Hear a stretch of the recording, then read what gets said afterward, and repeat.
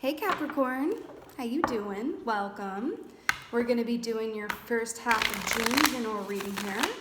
We're going to start off with some animal energy, but of course, and then get right into the cards. All right. Let's see, what is the animal energy for Capricorn for first half of June? Please and thank you. Ooh, nice. Okay. The bee. Right? This is really beautiful because this is honestly the animal energy that I directly associate with Capricorns, if I'm honest. This is very much a worker energy. Capricorns are amazingly hard workers. Okay? They are. You're like, yeah, I know, I am one. But this is also, the bee is also working together for a common goal as well. I'm hearing, and I saw this in your meditation too, writing. There could be an element of your work that involves writing or proofing in some way, or you're getting written communication or sending out written communication. Okay, I was getting that really hardcore in your meditation. I was hearing the song in your meditation. I cannot remember who sings it, but it's that song that's like, I'm going to sit right down and write myself a letter. That was the song I was hearing. But the bee is very much, it's a productive energy. Okay. I mean, it's like that saying, you're a busy bee, right? It's a productive working, but also a collective energy because all the bees, live to serve the queen type deal. And that sweet, sweet honey. Okay, let's see what's going on for Capricorn. First half of June. Oh, really? Queen of Pentacles. Pentacles rule work. Hello. The Queen of Pentacles, this is beautiful. That this is coming up for you guys. Because the Queen of Pentacles is, she's that kind of energy, right? Where she doesn't chase anything. She's a lot like the Empress for me in this way, where she doesn't chase anything. It just all comes to her. It's like that Maiden of the Woodland Hills type vibe. You know what I mean? Where you got butterflies and bunnies and stuff. And it's a very relaxed energy of abundance as well. So I love that you guys got the Pentacles, which speak about work, and then you got the bee as well, which I love. You could be being called, we'll pull some more, of course, you could be being called to kind of balance how much you are proactively going after something or some things, and then finding a balance between doing that and also receiving the benefits of the work that you've done and being in a place of receptivity as well, because it is a balance between the two, right? I mean, ideally, anyway. Okay. Let's get Nazar for Capricorn. Ooh. Strength card. This has come up a lot today. So Strength card, beautiful. So we got, this is number 8. It's the card of the Leo, but of course. But this is beautiful. This is, and here's why I love this too. How it's depicted in this particular deck. See, the lion is standing on 2 legs. He's not running after anything. He's not chasing anything. He is so still that the crow is just balancing on his nose. Okay, I love it. So this is very much about, I feel like this is about having confidence and just feeling self-assured in whatever it is you are doing, whatever it is you're involved in. This working energy too could be about a work partnership or a romantic partnership that requires work. But you tell me, what romantic partnership does not require work, honey, right? And an equal balance of give and take, right? But strength is deriving actual strength from the divinity within and around you, right? If you can fully embody and receive this strength energy as depicted here, you never have to worry, not really. Because what the strength key is really about for me is knowing that whatever comes to you, whatever's on your plate, right? Whatever, whoever, it's all in your highest and best good. And this is truly believing and embodying that the universe, spirit, whatever have you, is never going to present you with anything or put anything in your path that you cannot handle, that is in some way not in your highest and best good. Because even those challenging times, within them hold a lesson that could be preparing us for something really brilliant and beautiful and exactly what we want down the road. But we have to master this energy here. If you can be truly, truly at ease and at peace when things are not going your way and strength is required, then you are a magnet. You are a magnet for abundance. You are literally, it's that law of attraction situation. Or if you can truly be at ease and walk in faith in those difficult times when strength is needed, ooh, that is you broadcasting to the universe, yo, I can handle when things aren't exactly going my way. So I'm ready for things to go my way. Does that make sense? And I get this feeling of like this scale and balance thing too, right? And I do, okay, cool. So what I'm getting for some of you, I feel like some of you have been dealing with a romantic partnership or wanting a romantic partnership, or you've already been involved in one that may just have been a little off and on or a little malleable waters where it's like, oh, I don't know what this is, and it is going to take some work. I feel like for some of you, you could have felt like this was it, or this was the one, or maybe this time, and this feels really solid, right? And then maybe it got away from you a little bit. It kind of took a left turn. And this is kind of saying it's okay. There was a huge lesson in that you needed to learn so that you can go on and receive everything in a way that is like sunshine, rainbows, and lollipops. I really, really feel that the universe your guides have been observing you and how you deal with things and or people that are not exactly as you would wish them to be. And taking notes around that and going, okay, do they need another test or are they ready? Because, oh my gosh, they're telling me this really specific thing. Again, if you can handle beautifully and stay in your strength and belief and knowing and faith, really, when things are not going exactly your way, you will be able to do the same when you are in, for example, a committed partnership or a work situation. You will be able to stick that out more beautifully and walk in faith within that dynamic when things aren't, when not every day is sunshine, lollipop, and rainbows. Does that make sense? Okay. Let's get those off, my Capricorns. But I do feel like you're being tested. I do. I feel like you're being tested in a way. And as I said that, 5 of Swords. 5 of Swords. So we got some air energy here, right? Got some air energy here. And then the B, is an air. I'm really keep getting this feeling that there was something that you felt like it was a safe bet or you felt like it was going to go a certain way and that it took a slight detour. I really feel that for you guys.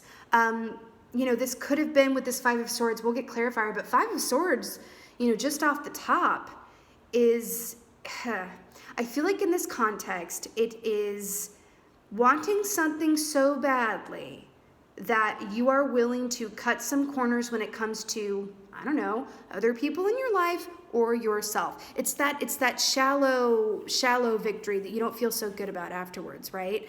This is very specific, but I'm getting for a few of you. This could have been a person or a work situation where you may have gotten so wrapped up in it or so hyper-focused on it that you may have let other areas of your life go a little bit. That's what this feels like. And it feels like you're being called to recalibrate. Okay? It does feel like you're being called to recalibrate. Let's get a clarifier for this Queen of Pentacles. Yeah, okay. Clarifier for this Queen of Pentacles. Queen of Pentacles to the Queen of Cups. Hey! So I love this. Queen of Cups is super, super psychic, super intuitive. She feels very, very deeply. She's also very clairsentient, which means that she processes psychic information through a kinesthetic or, feeling sphere. I feel like, you've got 2 queens here. The thing about the Queen of Cups is that she isn't the best at keeping what she feels or what she perceives about you and your mama and your daddy to herself, right? That's what this is. Let's just call a thing a thing. The Queen of Cups has her own beautiful gifts and is beautiful in a lot of different ways.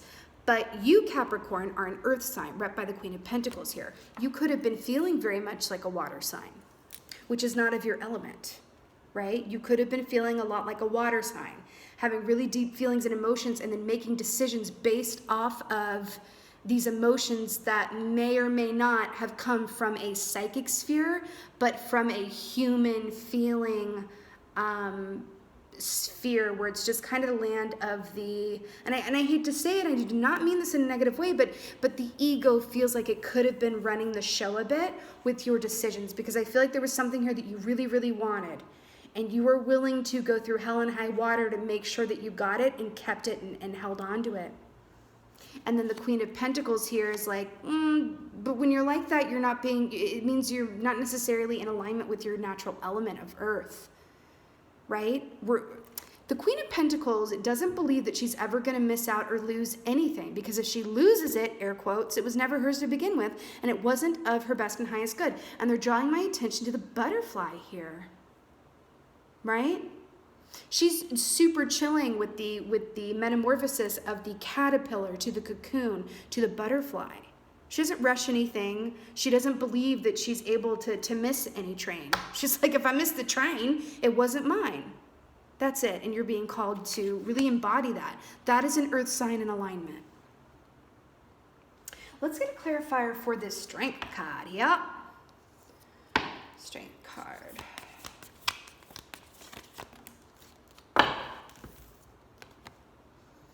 Seven of Wands, 7 to the 8, 7 to the 8. So 7 of Wands is a lot of effort.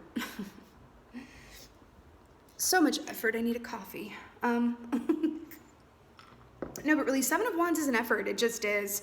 And I feel like around the strength, it could, feel like a bit of an effort for you to remain calm and stay in faith that everything that is happening is for your highest and best good, and that there will be a rainbow on the other side of the storm type deal. But they keep telling me, it's like when something feels effortless, right?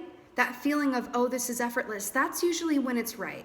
I'm just saying, especially for what I'm getting here in this context. I'm not saying that partnerships don't require work, but all in all, like, effortlessness as indicated by the Queen of Pentacles here versus just a lot of effort. If it's this, this is a lot of effort with strength. So it doesn't really feel like this whole situation, whether this is a work situation, a work partnership, or a romantic partnership situation, it just doesn't feel like it is of the Queen of Pentacles, or it's just flowy and patient and kind. It just feels like it's a lot of work, because it is the 7 to the 8 here too, right? Feels like there's a high amount of effort going into this, and I'm kind of getting the feeling that maybe it's time to kind of release expectations, okay? Because remember, expectations are limitations. It really feels like you have your sights set on something, really, really. Just, it's like that Eye of Sauron, just like, that tunnel vision. And the universe is going, we're going to remove some things from your atmosphere. We're going to rearrange things, like the Tower card coming in, the great rearranger that it is. Because it just seems like there's a lot of work going into this. And I feel like you're being called to instead be in a place of receptivity, as opposed to putting out a maximum amount of effort right now. And it's funny because the bee is all about maximum effort, but the bee also knows about teamwork, right? And how to share the burden of that load. I feel like the message of the bee for you guys is also, because you have the strength card here, to work hand in hand with Spirit the Divine, right? Let that be your partnership right now and your point of focus, okay? Be in partnership with the divinity within and around you, as opposed to worrying about any partnership dynamic that is of the physical 3D sphere, okay? Because it feels like you guys are tired and you've put in a lot of work, okay? Clarifier for the Five of Swords is the Nine of Wands, I swear. The Nine of Wands is that wounded warrior. Good Lord, y'all. Might be needing a vacation or 3. The Nine of Wands is very much about, you know what this always reminds me of? You know those staircases at Hogwarts and Harry Potter where you get up the staircase and then it moves and then you get on another staircase and it moves? That's very much what this is. And this is also feeling a bit guarded because you've been through it. Now, I love the Nine of Wands because it's the opposite of giving up and it's like, I'm going to keep on going no matter what, right? But with the Five of Swords and the Nine of Wands here, I feel like you may be being called to just lay down your sword, lay down those wands, and just chill. Chill. Surrender, I keep hearing. Surrender, surrender, surrender, surrender, surrender. I keep hearing it. This little bee doesn't know about that. I mean, it's like the little bee will keep going and going and going, right? Yeah, I'm really feeling,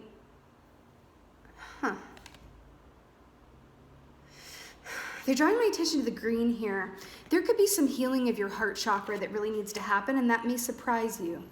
If you check in around your heart, I feel like this wounded warrior, this Nine of Wands, and this Five of Swords, yeah, I feel like your heart is just, it needs a bit of a break and a rest, and I'm just seeing the image of like a waterfall. You know what I mean?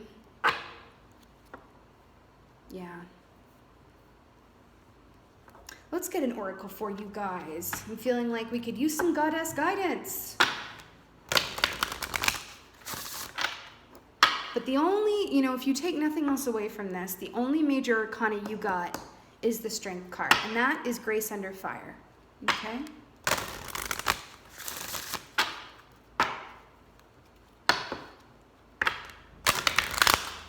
All right, what is the oracle from a Capricorn? Tell me something good from a Capricorn.